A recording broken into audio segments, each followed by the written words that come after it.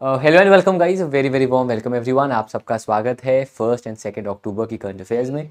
दोस्तों, पिछले कुछ दिनों से मेरी तबीयत थोड़ी सही नहीं है। थोड़ा सा फीवर, थोड़ा सा अ, मतलब दिक्कतें 2 दिन से काफ़ी चल रही हैं और काफ़ी ज़्यादा लथार्जी, काफ़ी ज़्यादा बॉडी पेन, काफ़ी ज़्यादा टेम्परेचर हाई है और दवाई खाने पे सही हो जा रहा है, लेकिन एक दिन में 10 से 15 घंटे तबीयत थोड़ी ख़राब रह रही है। It might because of the viral जो कि फैला हुआ है। मैंने टेस्ट करा लिए हैं और रिजल्ट्स भी आने बाकी हैं, लेकिन चलिए शुरू करते हैं। आप सबका स्वागत है फिर से हमारे आज के करंट अफेयर्स एनालिसिस में।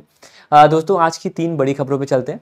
पहली बड़ी खबर है आदित्य L1 का जो एक बहुत बड़ा एक टेस्ट था कि जो अर्थ का स्फीयर ऑफ इन्फ्लुएंस है, कैसे उससे बाहर निकले ताकि जो L1 पॉइंट तक उसकी जर्नी है वहाँ तक वो पहुँचे। उस जर्नी पे वो निकल चुका है। जो स्फीयर ऑफ इन्फ्लुएंस है उसको उसने क्रॉस कर लिया है।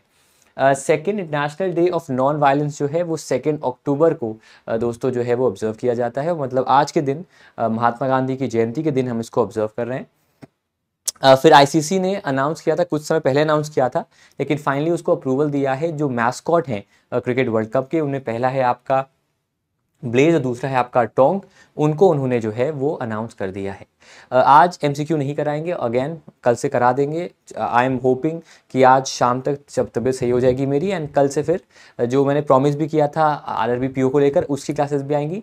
कुछ क्लास नहीं आएंगी वो मैं जानता हूँ, लेकिन काफ़ी क्लासेस में करने की कोशिश ज़रूर करूँगा। आते हैं हमारे आज के होमवर्क पे। जो होमवर्क था, पहला सवाल था कौन सा स्टेट सेटअप करेगा टाइगर रिजर्व कैमूर डिस्ट्रिक्ट में। उसका आंसर बिहार था। कहाँ पर अनवेल किया गया हाईकुंज, जो कि एक डोमेस्टिकली बिल्ड सबमरीन है। और कौन बूस्ट करा है अपना डिफेंस स्पेंडिंग 70% 2024, रशिया। और इंडिया ने 75,000 ton of non basmati rice किस कंट्री के लिए अलाउ किया है। आंसर है उसका यूएई। अब आते हैं आज की पहली करंट अफेयर पे। वैसा तो ये बहुत ही आम जनता के लिए है और ये आम एक राय भी है कि जो एक आईडी हम जनरली दिखाते हैं अपने वेरिफिकेशन के लिए, वो आईडी आपकी आधार होती है। लेकिन अभी हमारे पास ऑप्शंस होते हैं कि हम आधार के अलावा पासपोर्ट दिखा सकते हैं, ड्राइविंग लाइसेंस दिखा सकते हैं, अपना पैन कार्ड दिखा सकते हैं। ये सारे ऑप्शन हमारे पास हैं। लेकिन अभी जो मिनिस्ट्री ऑफ आईटी है, इलेक्ट्रॉनिक्स एंड आईटी, वो एक नया डिजिटल बिल लाने वाली है जो कि रिप्लेस करेगी आईटी एक्ट 2000 को। और इसको रिप्लेस करने के बाद इंडिया में जो डिफ़ॉल्ट आईडी रहेगा वो आपका सिर्फ और सिर्फ आधार कार्ड ही रहेगा। या फिर अगर आप कोई और आईडी दिखा रहे हैं तो उसका आधार कार्ड से लिंक होना ज़रूरी है। तो चाहे वो वेलफेयर मेजर हो, चाहे वो कोई एयरपोर्ट पे चेकिंग का मेजर हो, कोई मेजर हो, आगे चलकर अगर ये इंटेंशन रहा तो आधार कार्ड ही रहेगा आपका वन स्टॉप वेरिफिकेशन आईडी। उसी वही आईडी आपकी काउंट की जाएगी। बाकी आईडीज को आपको लिंक तो कराना ही पड़ेगा, तो ही जाकर वो आईडीज आपकी वर्क करेंगी। तो उसको लेकर डिजिटल बिल जो है वो बहुत जल्द आपका दोस्तों आने वाला है और ये आने वाले कुछ महीनों के अंदर हमें पार्लियामेंट में भी देख सकता है। फिर दोस्तों, इंडिया और अर्जेंटीना ने सोशल सिक्योरिटी एग्रीमेंट्स किए हैं।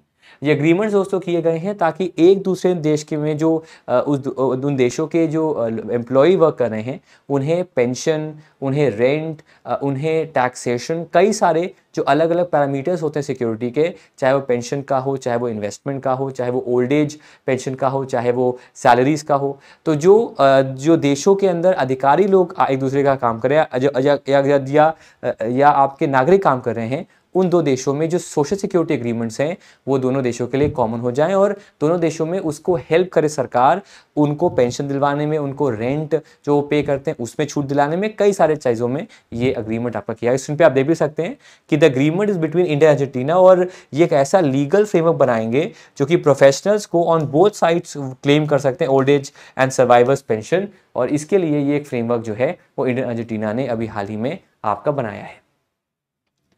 फिर जैसे मैंने आपको बताया था कि इंडिया ने जो स्फीयर ऑफ इन्फ्लुएंस है उससे अपने आप को जो है जो इंडिया का आदित्य L1 मिशन है, उसने उस स्फीयर ऑफ इन्फ्लुएंस से अपने आप को एग्जिट कराया है। और स्क्रीन पे भी आप देख सकते हैं कि इंडिया का जो 16 मिशन आदित्य L1 है, जो अर्थ का स्फीयर ऑफ इन्फ्लुएंस था, उससे वो एग्जिट हुआ सैटरडे को। और उसने डिस्टेंस ट्रैवल किया 9.2 लाख किलोमीटर्स का, और अब वो ट्रैवल कर रहा है लैग्रांजी पॉइंट 1 को, जो करीब 1.5 मिलियन किलोमीटर्स है फ्रॉम द अर्थ, जहां पर रुक के वो स्टडी करेगा सन को। स्क्रीन पे आप देख सकते हैं कि ये जो आदित्य L1 है, ये इसका बजट है 380 करोड़ का। 125 दिन में ये आपका ड्यूरेशन रहेगा और सतीश धवन स्पेस सेंटर से इसको श्रीहरिकोटा में लॉन्च आपका किया गया था। इसके कई सारे आपके पेलोड्स हैं जो वहाँ पर एक्सपेरिमेंट करने में आपका हेल्प करेंगे। पहला है आपका VLC, फुल फॉर्म दिया हुआ है। दूसरा है आपका सूट। तीसरा है आपका, एक तो है solar low energy X ray spectrometer और high energy L1 orbiting X ray spectrometer. उसके बाद आपका एस्पेक्स और पापा है, Aditya solar wind particle experiment और plasma analyser package for Aditya. फिर आपका स्विस है और फिर आपका मैग है। ऐसे पेलोड इस पर्टिकुलर जो आपका एक आदित्य L1 स्पेस प्रोब है उसमें गए हुए हैं। वहाँ पर एक्सपेरिमेंट्स करने में, स्टडी करने में वो दोस्तों आपका हेल्प करेंगे। ये सवाल निश्चित आपका या तो इंटरव्यू में आएगा या फिर एग्जामिनेशन में आएगा कि सर L1 होता क्या है। तो L1 का मतलब होता है लैग्रैंजियन पॉइंट 1, जो कि उन 5 पॉइंट में से एक पॉइंट है जहां से जो कि अर्थ और सन के प्लेन पर होता है, उस जो एक उनका एक अलाइनमेंट है और वहां से स्टडी करने के लिए इसका इस्तेमाल किया जाता है। L1 को चुना इसलिए गया है बिकॉज यहाँ पर किसी भी तरीके का कोई इंटरप्शन नहीं होता है, चाहे वो किसी सूर्य ग्रहण के कारण हो, कोई इंटरप्शन यहाँ पर नहीं होता है। वहाँ पर पहुँच के वो स्टडी आपका दोस्तों जो है वो हो सकता है। मैंने आपको लगातार बताया है कि जो आदित्य L1 है वो लगातार अपना ट्रैवल कर रहा है। पहले उसको लॉन्च किया गया था और ये जो फेज़ है वो फेज़ उसने अब जो है वो आपका क्रॉस कर लिया है और अब वो क्रूज़ फेज़ में है और क्रूज़ फेज़ में जाकर वो समय लेगा और फिर 1.5 मिलियन किलोमीटर्स वो कवर करेगा और फिर यहाँ जाकर L1 पॉइंट पे जाकर फिर वो स्टडी करेगा आपका सन का। तो जो SOI है, स्फीयर ऑफ इन्फ्लुएंस है इस पर्टिकुलर फेज से, तो वो आपका जो है वो अब आगे बढ़ चुका है। फिर दोस्तों आर्मी का एक प्रोजेक्ट है, उसका नाम है उद्भव। उद्भव क्या करता है? बेसिकली उद्भव एक तरह से ये एंकरेज करता है कि जो भारतीय इतिहास, जो भारतीय एंशिएंट टेक्स्ट हैं उनमें कैसे रणनीति बनाई जाती थी वॉर लड़ने की, क्या कूटनीति थी जंग में जाने की, क्या आपका थॉट था कि हम कैसे स्ट्रैटेजी बनाएं, उन एंशिएंट टेक्स्ट से पढ़कर आज के मिलिट्री टेक्नोलॉजी में, आज के मिलिट्री पेडागोगी में उसका इस्तेमाल करना। तो बेसिकली ये एक कोलैबोरेशन है और एक कोलैबोरेशन जो है वो किया गया है with United service institution of India के साथ और USI के साथ मिलकर दोस्तों जो हैं ये कोलैबोरेशन आपका करेंगे, जहां पर इसी साल आपका एक फेस्टिवल ऑर्गेनाइज किया जाएगा और उस फेस्टिवल का नाम है आपका दी मिलिट्री हेरिटेज फेस्टिवल। ठीक है, ये फेस्टिवल आपका अक्टूबर 21 से लेकर 22 तक रहेगा और इस फेस्टिवल में जो एक हमारा जो एंशिएंट थॉट है स्ट्रैटेजी को लेकर, पॉलिटिक्स को लेकर, खासतौर पे वॉरफेयर को लेकर, उनको फोरफ्रंट पे लाएंगे, सामने लाएंगे और कैसे उसको हम आज की मिलिट्री में उसको लिंक कर सकते हैं, उसको मेन फोकस यहाँ पर रखा जाएगा। तो ये सवाल यहाँ पर एक ही आपसे बनेगा कि इनमें से वो कौन सा प्रोजेक्ट है जो कि लिंक करेगा strategic thoughts, strategic warfare, strategic wisdom of the ancient past of India to the current military procedure. उसका आंसर है आपका प्रोजेक्ट उद्भव। फिर दोस्तों online gaming number 1, betting number 2, casinos number 3, gambling, horse racing number 4 and lottery. ये ऐसे आपके 4 से 5 ऐसे सेक्टर्स हैं जहां पर जो भी ट्रांजैक्शंस होंगे उसमें GST लगेगा सबसे ज़्यादा, दैट इज़ 28% का। इसमें आपका ड्रीम 11 जैसे जो बेटिंग ऐप्स हैं वो भी आपकी इसके अंदर आती हैं और ये 28% का डिसीजन लिया गया था इस साल अगस्त में, लेकिन कल से मतलब अक्टूबर 1 से ये अब आपका इंडिया भर में एप्लीकेबल अब आपका हो चुका है और जो 51st काउंसिल मीटिंग GST की वहाँ पर से काउंट किया गया था और अब इसे एक्सेप्टेबल कर दिया गया कि अक्टूबर 1 से ये अब यहाँ पर अब ये जो है इंडिया में इन सेक्टर्स में 28% का GST अप्लाई किया जाएगा। फिर दोस्तों इसी महीने अक्टूबर 7 के बाद मतलब अक्टूबर 8 ऑनवर्ड से जो 2000 रुपये करेंसी है उसको आप जो बैंक को दे नहीं पाएंगे। 2 अक्टूबर 7 तक ही आपको करेंसीज को एक्सचेंज करा लेना चाहिए, ये फरमान हुआ है। ये डेडलाइन को जो है वो अब एक्सटेंड कर दिया गया है। इस बात को याद रखिएगा कि RBI ने ये भी कहा है कि 2000 रुपये का नोट लीगल टेंडर रहेगा। लीगल टेंडर का मतलब होता है कि इसको एक्सेप्टेबल करने की बात है कि एक्सेप्टेबल फॉर्म ऑफ पेमेंट है, लेकिन आम सर्कुलेशन में, आम ट्रांजैक्शंस में इसका इस्तेमाल अब आपका नहीं होगा। ठीक है, तो मई 19 को ही इसका सर्कुलेशन जो है वो विड्रॉ कर लिया गया था और तब से लेकर सितंबर तक टाइम था और अब अक्टूबर 7 तक टाइम है कि आपको इस पर्टिकुलर जो कैश नोट है इसको आपको जो है वापस कर देना है बैंक को और उसको एक्सचेंज करा लेना है with another denomination of note, ताकि आप उस नोट का इस्तेमाल कर पाए, ना कि इस नोट का। और उसके बाद ये सर्कुलेशन में इसको वाइडली एक्सेप्टेबल नहीं रखा जाएगा, लेकिन ये लीगल टेंडर आपका जो है वो दोस्तों रहेगा। फिर अक्टूबर 1 से मतलब कल से ही आरबीआई ने एक और फरमान जारी किया है कि एक बैंक जब एक कस्टमर को ऑनबोर्ड करेगा और जब उसको वो कार्ड ऑफर करेगा तो वो उसको सिर्फ वीज़ा कार्ड या मास्टर कार्ड नहीं देगा, मतलब वो उसको एक प्री डिसाइड ऑप्शन नहीं देगा, उसको ऑप्शन देगा कि आप मास्टर कार्ड भी ले सकते हो उससे, वीज़ा भी ले सकते हो या फिर रुपए कार्ड भी उससे जो है वो आप ले सकते हो। ये सारे ऑप्शन जो है वो उनको प्रोवाइड करेगा। तो जुलाई 5 को एक ड्राफ्ट सर्कुलर आया था आरबीआई का कि भाई एक बैंक जो है वो ऑप्शंस प्रोवाइड करे कस्टमर को मल्टीपल कार्ड एंटिटीज से कार्ड इशू करने का। और अब ऐसा हुआ है कि चाहे मास्टर कार्ड हो, रुपए हो या वीज़ा हो, उनमें से कोई भी ऑप्शन आप यहाँ पर चूज कर सकते हो। स्क्रीन पे आप देख सकते हैं, card issuers must issue cards across more than one network and give their customers the option to choose from these। Customers के पास चॉइस होगा कि at the time of issuance जो है या किसी और टाइम पे वो कार्ड को अपना कौन सा कार्ड लेना चाहते हैं। और आरबीआई ने ये भी कहा कि कार्ड इशुअर्स किसी भी तरीका अरेंजमेंट एग्रीमेंट ना करें with card network that restrain from availing these services. मतलब एक कस्टमर के पास ऑप्शन हमेशा होना चाहिए कि वो कौन से नेटवर्क का कार्ड, चाहे वीज़ा, मास्टर कार्ड या रुपए हो, उसका इस्तेमाल दोस्तों जो है कर सकता है। इससे फ़ायदा ये होगा कि एक कस्टमर के पास बेहतर ऑप्शंस होंगे। फॉर एग्जांपल अगर मास्टर कार्ड के कार्ड्स में बेटर ऑप्शन आ रहे हैं तो अपने कार्ड को चेंज करके मास्टर कार्ड ले सकता है, ना कि वीज़ा का। या फिर उसे लगता है कि रुपए कार्ड में ज़्यादा एडवांटेज है, वो रुपए कार्ड का इस्तेमाल भी कर सकता है। तो मल्टीपल ऑप्शंस प्रोवाइड करता है ये एक कार्ड सिस्टम, ये एक तरीका जो कि अक्टूबर 1 से अब आपका एक्टिव जो है वो हो जाएगा। मैंने बताया था आपको कि अभी उत्तर प्रदेश में 100% ODF प्लस हो चुका है। अब उत्तर प्रदेश के बाद दोस्तों जो आपका एक और स्टेट बना है, जहां पर जो एक और राज्य बना है जहां पर 100% ODF प्लस गांव हो चुके हैं, उसका नाम है आपका जम्मू कश्मीर।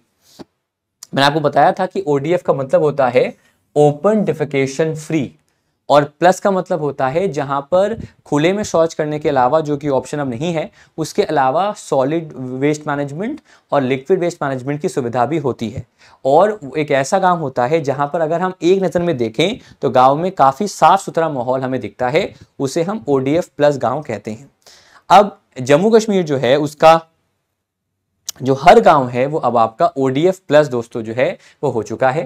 जब हम ODF प्लस मॉडल गांव की बात करते हैं तो 3 होती हैं स्टेजेस आपकी। पहली होती है एस्पायरिंग, जो कि शुरू कर रहा है अपने आप को ODF प्लस बनाना। दूसरा होता है राइजिंग, जो कई टारगेट्स आपके मीट कर रहा है ODF प्लस विलेज के। और फिर आखिरी होता है स्टेज आपका मॉडल, जहां पर वो गाँव जो है आपका वो ODF प्लस हो चुका होता है। तो इन सारी कैटेगरीज में अब जम्मू कश्मीर का हर गाँव जो है वो आता है। दोस्तों अभी एक और सप्ताह चल रहा है आपका, जो कि है आपका उस सप्ताह के दौरान जो कि स्वच्छता सप्ताह चल रहा है, उसमें एक और कंसेप्ट पे काम किया जा रहा है, गोबर्धन। गोबर्धन जो है वो एक योजना है जिसके अंदर जो कचरा है, कचरे को कैसे हम पावर में, बायोगैस में कन्वर्ट करें, कैसे हम वेल्थ कन्वर्ट करें। बिकॉज अगर हम गैस बनाएंगे, बायोगैस बनाएंगे तो उसको हम सेल कर सकते हैं और पैसा आएगा। तो गोबर्धन, जिसका फुल फॉर्म है galvanising organic bio agro resources, जो है उसके तहत वेस्ट टू वेल्थ कंसेप्ट पे काम किया जाए, ताकि जो कचरा डेवलप हो रहा है गाँवों में उन्हें कन्वर्ट करके बायोगैस में बनाएं और उसका इस्तेमाल फिर एनर्जी यूसेज में और उसे सेल करने में आपका हो सके। तो गोबर्धन इनिशिएटिव को भी इस योजना का पार्ट अब आपका दोस्तों बनाया गया है। मैं आपको बता चुका हूं कई बार माइंड मैप से कि स्वच्छ भारत मिशन होता क्या है। ये मिशन आपका ग्रामीण जो 2014 में स्टार्ट हुआ, तो 2019 तक हर देश का गांव ODF होना चाहिए। इसका मेन मकसद था गांवों को ODF करना, और इसका सेकेंड फेज आपका शुरू हुआ 2020-21 में, और ये अगले साल के अगले फाइनेंशियल ईयर तक आपका खत्म हो जाएगा। बेसिकली इसके अंदर solid liquid waste management, plastic waste management और फीकल स्लज मैनेजमेंट होता है और गोबर्धन होता है। इन 4 कॉन्सेप्ट पर यहाँ पर काम किया जाता है। इसका बजट है 1,40,881 करोड़। इसके अलावा दोस्तों छत्तीसगढ़ के मुख्यमंत्री जो हैं उन्होंने, और वहाँ के जो फूड मिनिस्टर हैं, उन्होंने एक फूड पार्क जिसका नाम है उल्किया फूड पार्क, उसे दोस्तों इनॉग्रेट किया है। इस फूड पार्क के लिए जो टोटल खर्चा आएगा वो है आपका 6 करोड़ 27 लाख का। और ये फूड पार्क बेसिकली ऐसे एरियाज इंडस्ट्रीज के जहां पर फूड प्रोसेसिंग पे काम किया जाता है, और ऐसा ही पार्क आपको छत्तीसगढ़ बनेगा। उसका नाम है आपका दी उल्किया विलेज पार्क, उल्किया फूड पार्क। फूड पार्क जो होते हैं वो जो खास तौर पे जो स्मॉल मीडियम कंपनीज होते हैं जो फूड प्रोसेसिंग में होते हैं, उनके लिए फायदेमंद होता है, बिकॉज वो यहाँ पर सेटअप कर सकते हैं अपने आप को, और यहीं से वो फूड प्रोसेसिंग में अपने बिजनेस को इंक्रीज कर सकते हैं। तो जो उल्किया फूड पार्क है उसे छत्तीसगढ़ के अंदर अभी हाल ही में इनॉग्रेट आपका दोस्तों किया गया है। फिर सेंट्रल रिजर्व पुलिस फोर्स ने हाथ मिलाया है with ministry of women and child development, और उनके साथ मिलकर वो एक देश भर में बाइक एक्सपीडिशन को करेगा। एक्सपीडिशन जो है उसको जो सीआरपीएफ की एक टुकड़ी है बाइक राइडर्स की, विमेन बाइक राइडर्स की, यशस्विनी, ये टुकड़ी जो है पूरे इंडिया में बाइक का भ्रमण करेगी, और एक क्रॉस कंट्री बाइक एक्सपीडिशन आपका होगा, जहां पर दोस्तों 75 royal Enfield 350 CC motor bike से इस्तेमाल किया जाएगा। एक टुकड़ी निकलेगी आपका नॉर्दर्न साइड श्रीनगर से, एक निकलेगी ईस्टर्न साइड शिलोंग से, एक आपका सदर्न साइड कन्याकुमारी से, और सब जाकर मिलेंगी एट एकता नगर केवड़िया गुजरात, और वहां पर एक्सपीडिशन का अंत आपका कहा जाएगा। तो एक क्रॉस कंट्री बाइक एक्सपीडिशन किया जा रहा है जो कि सीआरपीएफ और वुमेन चाइल्ड डेवलपमेंट मिनिस्ट्री ने मिलकर किया, जहां पर उनका मेन जो डेस्टिनेशन है वो रहेगा केवड़िया एकता नगर, जहां पर सरदार पटेल का स्टैचू भी है, और वो गुजरात में जाकर एक्सपीडिशन आपका जो है वो एंड हो जाएगा। अगर हम सीआरपीएफ की बात करें तो 27 जुलाई 1939 में फॉर्म हुआ था। इसकी मिनिस्ट्री ऑफ होम अफेयर्स है, और सुजॉय लाल ताउसेन इसके करंट में आपके डायरेक्टर जनरल हैं। फिर दोस्तों आज का दिन हम दुनिया जानती है, हम भी जानते हैं, आज महात्मा गांधी जी का बर्थ एनिवर्सरी, और इसीलिए इस दिन को हम अहिंसा दिवस भी मनाते हैं। और 2004 में ईरानियन नोबेल लॉरिएट थे शिरीन अबादी, उन्होंने रिकमेंड किया था, और अक्टूबर 2 जो है उसको अब हर साल हम नॉन वायलेंस डे के तौर पे महात्मा गांधी जी की बर्थ एनिवर्सरी पर हम मनाते हैं, बिकॉज अहिंसा के सबसे बड़े जो एक प्रोपोनेंट थे, एक हिमायती थे, वो हमारे देश के थे, हमारे देश के फादर ऑफ द नेशन थे, जो कि महात्मा गांधी थे। फिर दोस्तों हर अक्टूबर के पहले मंडे, मतलब जो आज है, आज के दिन ऑब्जर्व किया जाता है द वर्ल्ड हैबिटेट डे, और ये ऑब्जर्व आपका दोस्तों किया जा रहा है। इसका थीम है resilient urban economic cities as drivers of growth and recovery, और ये आज के दिन ही आपका जो है वो ऑब्जर्व हो रहा है। और बेसिकली ये इंपॉर्टेंस शेयर करता है बेसिक राइट ऑफ शेल्टर, कि हर किसी के पास रहने को एक छत हो, वो कंसेप्ट पे काम करता है, और इसीलिए आज का दिन इस थीम पे बेस्ड है। और आज के दिन ही 2 अक्टूबर को इस साल हम मना रहे हैं, वैसे फर्स्ट मंडे ऑफ अक्टूबर को ही इसको जो है वो ऑब्जर्व किया जाता है। फिर दोस्तों international day of older persons कल के दिन ऑब्जर्व किया गया। मैंने आपको बताया था कि अभी एक रिपोर्ट आई है आपकी एजिंग इंडिया रिपोर्ट, वो रिपोर्ट प्लीज पढ़ लीजिएगा, बहुत इंपॉर्टेंट है अच्छे पेपर्स के लिए, उस पर सवाल आपके कई सारे बनेंगे। इसका थीम है इस पर्टिकुलर डे का fulfilling the promises of universal declaration of human rights for older persons across generations. 1990 दिसंबर 14 को इसे डिसाइड किया था उनका ने, और तब से लेकर अब तक हर साल आपका अक्टूबर 1 को ये डे जो है वो ऑब्जर्व आपका दोस्तों जो है वो किया जाता है, और हर साल ये अक्टूबर 1 को ही ऑब्जर्व किया जाता है।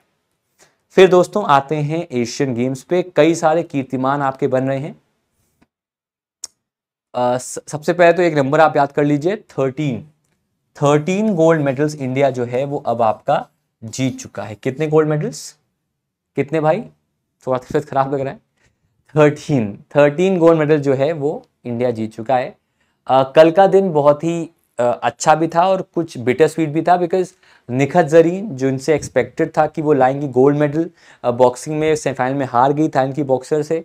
उससे कुछ दिन पहले मीराबाई चानू जिनसे उम्मीद थी कि वो वेट लिफ्टिंग में गोल्ड लाएंगी, उनको चोट लग गई, वो भी हार गई। कल इंडिया ने बहुत ही वेलिएंट स्टार्ट किया चाइना के अगेंस्ट मेंस टीम इवेंट में, बैडमिंटन में 2-0 आगे थे, लेकिन फिर किदाम्बी श्रीकांत और फिर जो बाकी डबल्स के मैचेस, सिंगल्स मैच थे उसमें हम हार गए, तो वहाँ हमें सिल्वर देखना पड़ा। लेकिन उसी दूसरी तरफ अविनाश साबले जैसे खिलाड़ी या फिर आपके अविनाश साबले से खिलाड़ी या फिर तेजिंदर पाल सिंह तूर, उन्होंने डिफेंड किया अपना टाइटल एथलेटिक्स में। इंडिया ने वीकेंड में पाकिस्तान को 10-2 हराया। स्क्वैश में हमने जीता gold medal men's team event में। तो कई अच्छी चीज़ें हमने की हैं, और जो हमारा टारगेट है 100 मेडल्स का, उसे हम इस बार पूरा कंफर्म कर सकते हैं। तो सबसे पहले दोस्तों अविनाश साबले बने हैं पहले इंडियन मेल एथलीट जिन्होंने जीता है gold medal 3000 metre steeplechase में एशियन गेम्स में। इनसे पहले सुधा सिंह थी जो कि पहली एथलीट थी इंडिया की जिन्होंने जीता था गोल्ड मेडल इस इवेंट में, और उन्होंने 2010 के एशियन गेम्स में जो कि हुए थे ग्वांगजू में, वहां पर जीता था गोल्ड, और अब इन्होंने गोल्ड जीता है मेंस के इवेंट में। इसके अलावा दोस्तों तजिंदर सिंह तूर, उन्होंने जीता है अपना second gold medal. In fact Avinash Sable के बाद इस सेकंड हमारा गोल्ड मेडल है ट्रैक एंड फील्ड इवेंट में। तूर इससे पहले 2018 जकार्ता में गोल्ड मेडल विनर थे और अब 2023 में फिर से विनर हैं, और वो चौथे इंडियन शॉट पुटर हैं जिन्होंने डिफेंड किया अपना एशियन गेम्स का गोल्ड। इससे पहले प्रद्युमन सिंह ब्रार 54-58, जोगिंदर सिंह 66-70 और बहादुर सिंह चौहान 78 और 82, उन्होंने भी शॉट पुट में डिफेंड किया था। इंडिया वैसे भी शॉट पुट में एक फोर्स है in terms of as a nation, और इंडिया ने मेंस शॉट पुट पिछले 18 एडिशंस में, ये 19वां है, पिछले 18 एडिशंस में 9 बार इंडिया ने शॉट पुट में आपका गोल्ड मेडल जीता है। फिर दोस्तों इंडिया ने इतिहास रचा है शूटिंग में, जब शूटिंग के अंदर जो आपका एक मेंस ट्रैप इवेंट है, मेंस ट्रैप टीम इवेंट है, उसमें देरियस चेन्नई, जोरावर सिंह संधू और पृथ्वीराज तोंदाईमान ने शॉट किया गोल्ड टोटल ऑफ 361 पॉइंट्स, और उन्होंने जीता है आपका team shooting event in the men's trap. हालांकि इंडिविजुअल में वो हार गए, लेकिन मेंस टीम इवेंट में वो दोस्तों जो हैं वो जीत गए हैं, और इस बार इंडिया ने टोटल 22 मेडल जीते हैं जो कि एक रिकॉर्ड है शूटिंग के अंदर।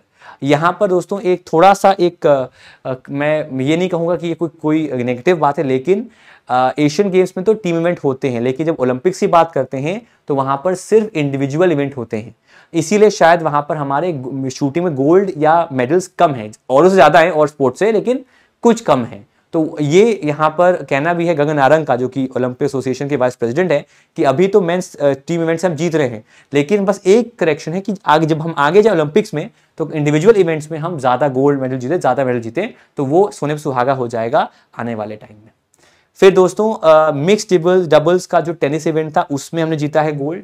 रोहन बोपन्ना और रुजुता भोसले ने जीता है गोल्ड मेडल। यहाँ पर उन्होंने हराया ताइवान के सुंग हाओ हुआंग को और एन शुओ लियांग को 2-6, 6-3, 10-4, और इंडिया ने इसी के साथ अपना नवा गोल्ड भी इस इवेंट में, इस ओवरऑल गेम्स में आपका दोस्तों जीता है।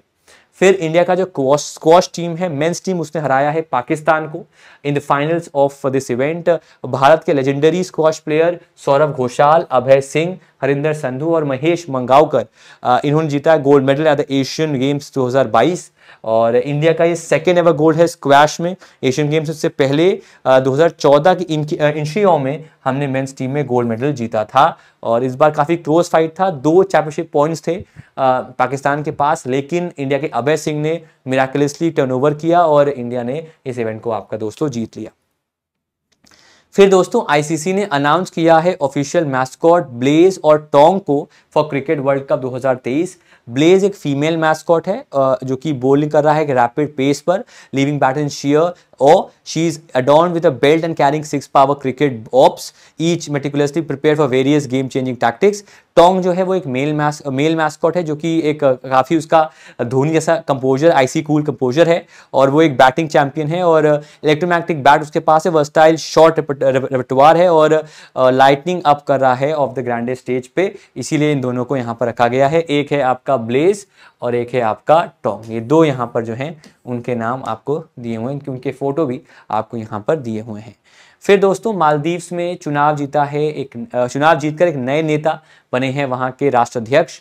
मोहम्मद सोली को हराकर मोहम्मद मुइज़ी जो हैं वो अब मालदीव्स के नए राष्ट्रपति बने हैं। ऐसा कहा जाता है वो चाइना से काफ़ी ज़्यादा सपोर्टिव हैं, काफ़ी फ्रेंडली हैं, जो कि इंडिया के लिए अच्छी बात नहीं है। और सेकेंड राउंड ऑफ पोलिंग हुई थी, क्योंकि पहले राउंड में कोई क्लियर कट विनर नहीं आया था, लेकिन अब मोहम्मद मुइज़ी जो हैं वो अब मालदीव्स के नए प्रेसिडेंट आपके बने हैं। मालदीव्स का कैपिटल आपका है माले, करेंसी है आपकी रुपया, पार्लियामेंट है पीपल्स मजलिस, और दिवेही जो है वो यहाँ की ऑफिशियल लैंग्वेज के तौर पे आपका दोस्तों रहती है। तो मालदीव्स के नए राष्ट्रपति बने हैं, उनका नाम है आपका मोहम्मद मुइज़ू। फिर दोस्तों लेफ्टिनेंट जनरल रघु श्रीनिवासन जो हैं वो बने हैं 28वें डायरेक्टर जनरल बॉर्डर रोड्स के, और उन्होंने ये चार्ज लिया है after replacing lieutenant general Rajiv Chaudhary जो रिटायर हो गए। उनकी जगह अब बॉर्डर रोड्स के नए चेयरपर्सन हैं आपके लेफ्टिनेंट जनरल रघु श्रीनिवासन। फिर दोस्तों परमवीर चक्र अवॉर्डी कैप्टन बाना सिंह, उन्हें नॉमिनेट किया गया है as ambassador of a campaign called as war against waste in Jammu Kashmir.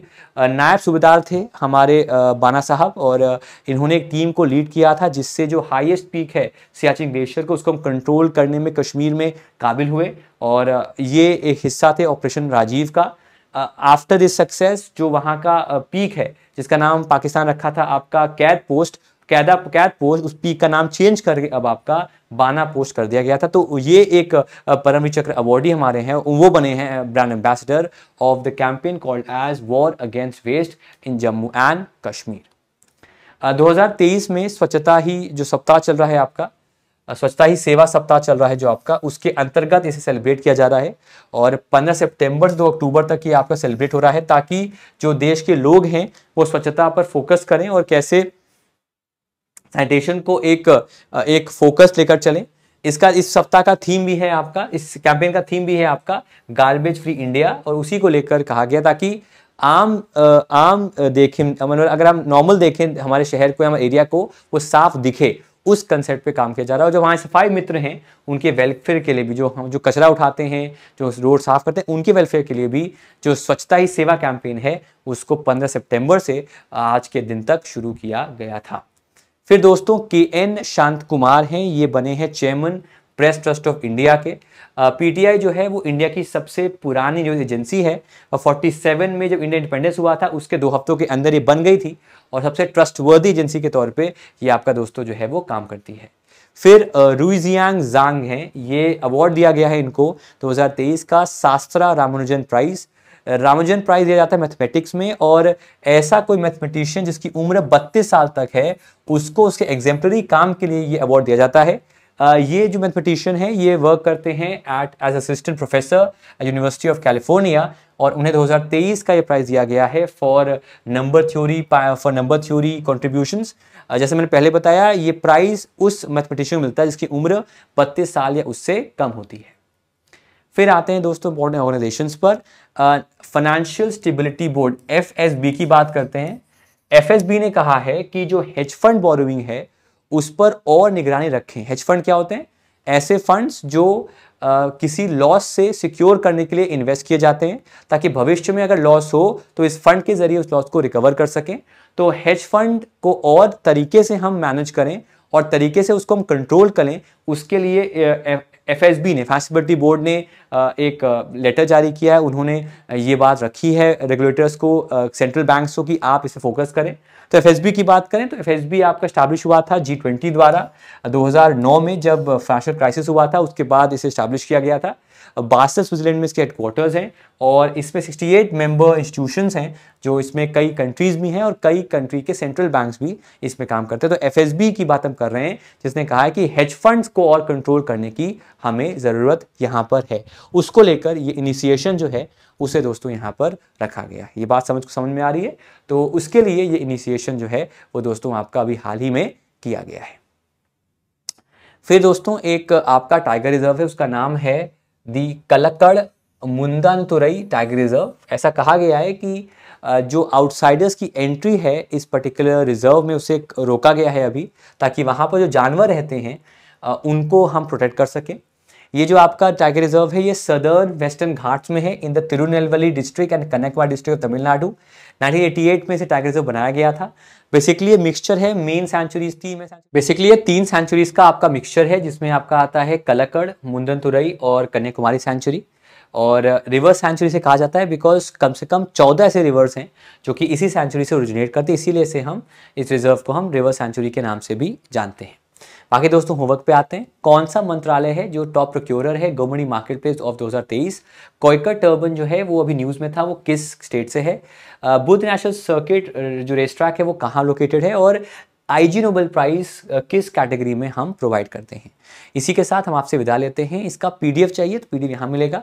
बाकी थोड़ा सा आप लोग प्रे कीजिएगा, थोड़ा सा प्रे कीजिएगा कि मेरी तबीयत बेटर हो जाए, कुछ ख़राब हुई है कुछ दिनों से, और काफ़ी लंबा समय हो गया ख़राब होते होते, और काफ़ी चीज़ें अब मतलब अब मेरे को थोड़ा सही होना है, बिकॉज ऐसा नहीं चल पाएगा। तो with this guys, thank you so much everyone for coming. बाकी पीडीएफ यहाँ मिल जाएगा, यहाँ ग्रुप पे आप ज्वाइन कर सकते हैं मेरे को, यहाँ पर पीडीएफ मिल जाएगा, और यहाँ पर सोशल मीडिया पर भी आप मेरे साथ अटैच हो सकते हैं। Thank you so much everyone, take care and bye.